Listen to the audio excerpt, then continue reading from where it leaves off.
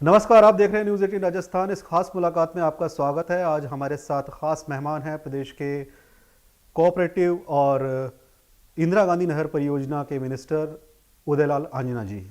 आपका बहुत बहुत स्वागत है इस कार्यक्रम में। Thank you. मंत्री जी, सरकार को लगभग 3 साल होने जा रहे हैं। जब आपको सरकार बनते वक्त पहली बार सहकारिता की कमान दी गई थी तो विभाग के जरिए क्या किए जाने की सोच उस वक्त रही थी? जहाँ तक मैं विचार करता हूँ अपने इस सहकारिता के पद पर आने का,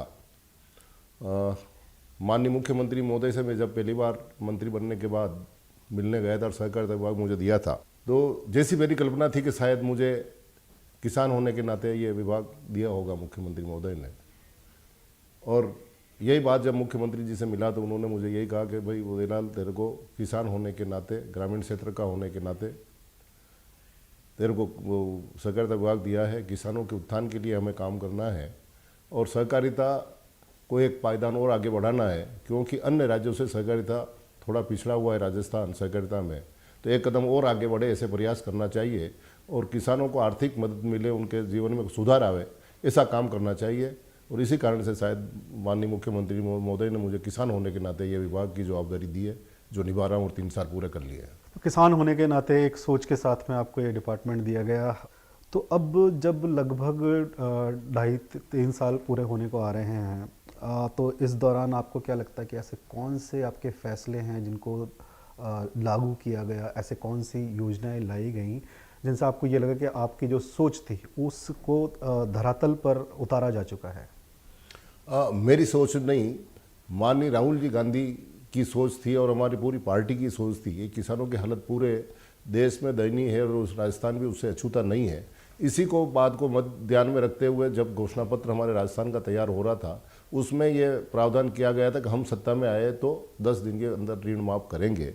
तो ये सोच पूरी पार्टी की थी और जब राजस्थान में ये सफलता मिली तो वो पहला मुद्दा हमारे सामने था और एजेंडा था जो आज परिपत्र बना दिया, राजस्थान सरकार का परिपत्र जारी हो गया, वो घोषणा पत्र, वो उसमें पहला बिंदु ही ऋण माफ़ी था, जो हमने हाथ में लिया और उसको बखूबी निभाया और जिससे कई से भी आज दिन तक कोई भी ऋण माफ़ी के मामले में शिकायतें हमें प्राप्त नहीं हुई है। तो ये हमारा पहला कदम इस मामले में था। जो जो समस्याएं ऋण माफ़ी में, नवाचार करने में, बीमा करने में, समर्थन मूल्य पर खरीद करने में, जो जो कोविड के कारण जो जो आए, जैसा समय था वैसे निर्णय किसानों के पक्ष में लिए। समर्थन मूल्य में भी जहाँ तक हम बात करें तो राजस्थान वो राज्य जिसने पूरे हिंदुस्तान में अव्वल खरीद की है कोरोना काल के चलते हुए भी। कहीं भी मतलब ये नहीं कि राजस्थान किसी मामले में पिछड़ा हो, जितना टारगेट दिया उससे सवा अचीव करने की हम स्थिति में रहे और बार बार भारत सरकार से भी हम मांग करते रहे कि हमें और ज़्यादा टारगेट दो समर्थन मूल्य खरीदने की। आपके जो कार्यकाल का लगभग आधा वक्त जो है अभी तक का, वो कोरोना के टाइम में निकला समाप्त हुआ है और कोरोना ने तमाम जनजीवन है उसको बहुत बुरी तरह से प्रभावित किया है। हमारे किसान, हमारे गांव, ये भी उससे अछूते नहीं रहे हैं। तो कोरोना से जो उनको जो बुरा असर पड़ रहा है उनके कामों पर, उनकी दिनचर्या पर, उनके जीवन पर, उसको संबल देने के लिए स्पेसिफिक जो आप बताना चाहेंगे क्या किया है? कोरोना काल में जब मंडियां तमाम बंद थी, बाजार बंद थे, उस समय भी सरकार ने जब हमें टारगेट दिया कि आप समर्थन मूल्य पे खरीदो, तो उस समय केवल 200 सेंटरों पे हम खरीद करते थे जब मुझे विभाग मिला।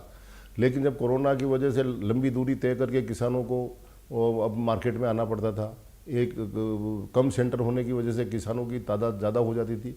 इन सब परेशानियों को देखते हमने 872 नए, मतलब टोटल मिला के 872 और 200 पहले थे, 672 केंद्र हमने नए खोले कृषि के लिए, ताकि नज़दीक से नज़दीक किसान अपनी उपज को बेच सके और कोरोना में भी वो अपने परिवार को भी सुरक्षित रखे, खुद भी सुरक्षित रहे, लोगों की भीड़ में नहीं जावे और अपना माल बेच सके। नहीं तो उस समय हालात जैसे थे कोरोना काल में, पैसे की आर्थिक तंगी बहुत ज़बरदस्त चल रही थी, ऐसे मौके पर हमने उनका संबल दिया कि उनकी उपज को खरीद सके।